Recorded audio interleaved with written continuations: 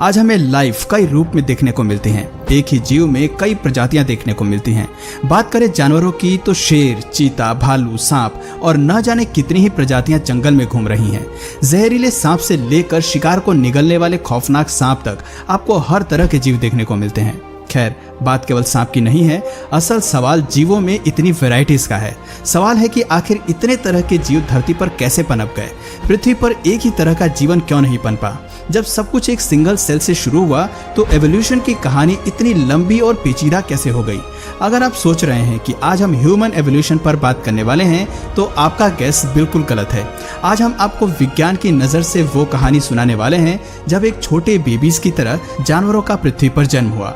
इतिहास में पहली बार सांस लेने के लिए उनके फेफड़ों का निर्माण हुआ, देखने के लिए उन्हें आंखें मिली और खुद की फॉर्मेशन के लिए एक अवसर मिला। वो अवसर जिसकी बदौलत पृथ्वी पर जीवों का साम्राज्य फैल गया।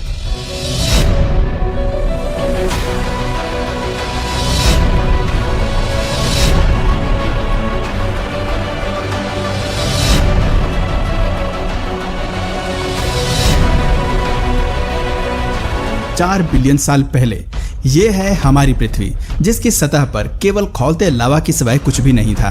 यही लावा जल्द ही 9 मिलियन लिविंग स्पीशीज के लिए उनका घर बनने वाला था। खैर, ये रास्ता इतना भी आसान नहीं था। राख से जीवन को जन्म देने के लिए कई घटनाएं होने वाली थीं, लेकिन इनमें सबसे पहला पड़ाव पानी था। एस्ट्रॉइड्स और कॉमेट्स ने भले ही पानी को पृथ्वी पर छोड़ा, लेकिन ये पानी केमिकल्स और ऑर्गेनिक कंपाउंड से भरा था, जिन पर आसमान से कड़कती बिजली का पड़ना बाकी था।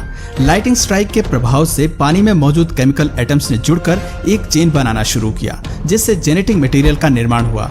इस मटेरियल का ऐसे खतरनाक वातावरण में बचना हालांकि मुमकिन नहीं था, लेकिन पानी में मौजूद ऑयली मटेरियल की वजह से पहले सिंगल सेल ने पनपना तय किया था। पर अपनी फॉर्मेशन के बाद ये सिंगल सेल कहाँ चुप बैठने वाला था? 3.5 बिलियन साल पहले जेनेटिक मैसेजेस और केमिकल इंस्ट्रक्शंस के चलते इस सेल ने खुद को पहली बार कॉपी किया। ये जीवन की पहली कड़ी थी जिसने पृथ्वी पर कुछ अद्भुत कर दिखाया था। अपने क्लोन को तैयार करके इसने धरती पर जीवन की शुरुआत कर दी थी। तब यह सेल नहीं जानता था कि आगे चलकर इंसान, जानवर, पेड़ पौधे, चिड़िया और मरीन एनिमल सब कुछ इसी से विकसित होने वाले थे। अपने क्लोन को बनाकर ये सिंगल सेल अब रिप्रोड्यूस करना सीख गए थे, जिसने धरती पर इनके सर्वाइवल के चांसेस बढ़ा दिए थे। 2 बिलियन साल तक रिप्रोड्यूस करते हुए सिंगल सेल की पीढ़ियों ने खुद को ऐसे ही कायम रखा, लेकिन फिर एक घटना ने सब कुछ बदल दिया। गलती से 2 सेल्स का आपस में टकराव एक बाहरी बदलाव लेकर आया, जिसके तहत 2 सेल्स आपस में मर्ज हो गए और इनके जीन्स भी आपस में जुड़ गए।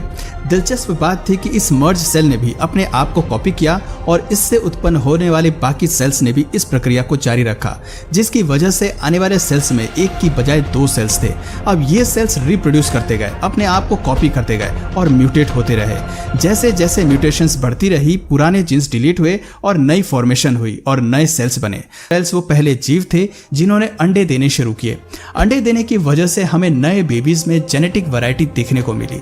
इस वैरायटी ने हमारी प्रजाति को मरने नहीं दिया। आपको बता दें कि कैसिनेरिया वो पहले जीव थे जो पूरी तरह से जमीनी सतह पर रहने के लिए एडॉप्ट हुए और इनके बच्चे भी ऐसे वातावरण में आसानी से एडॉप्ट हो गए। ये जीव पृथ्वी के खुले वातावरण में सांस ले सकते थे, चल सकते थे और खुद के वजन को भी संभाल सकते थे। लेकिन एवोल्यूशन की कहानी केवल यहीं तक सीमित नहीं थी। अभी इसके साथ बहुत कुछ होना बाकी था। ये समय रुकने का नहीं था, बल्कि एक ऐसे लाइफ को फॉर्म करने का था जो आगे चलकर पूरे अर्थ को डोमिनेट करने वाला था। ये सब कैसे होने वाला था? आखिर अब कौन से ऑर्गन्स डेवलप होने वाले थे? और एवोल्यूशन की